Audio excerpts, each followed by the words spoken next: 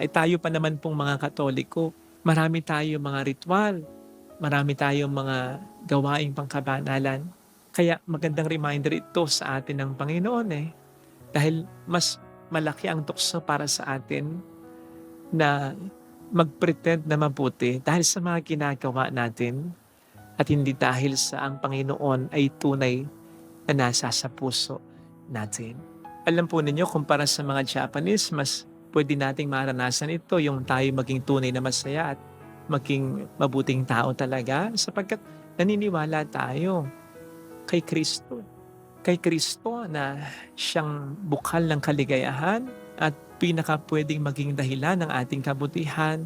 Ang problema, naniniwala lamang tayo kay Kristo pero wala talaga siya sa puso natin. Kaya hindi talaga natin siya sinusundan, hindi natin siya talaga tinutularan at hindi natin talaga pinapahalaga ng mga pinapahalagan niya. Therefore, kung hindi siya, edi sino o ano ang ating sinusundan, tinutularan at pinapahalagahan? Edi ang tao, edi ang mundo.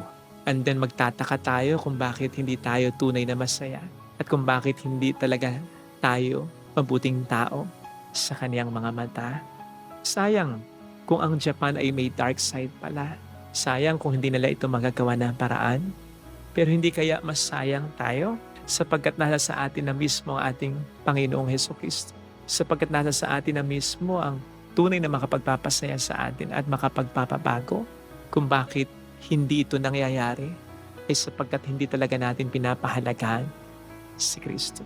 Tingnan po sana natin ito mga kapatid kung ang ating mga buhay ba ay nakasentro sa Kanya at kung ang ating mga ginagawa ba ay nagmumula talaga sa ating pagkamahal sa Kanya at hindi upang makita, mapuri lang ng iba. Ito po ang ipagdasal nating biyaya sa ating banal na misa. Amen.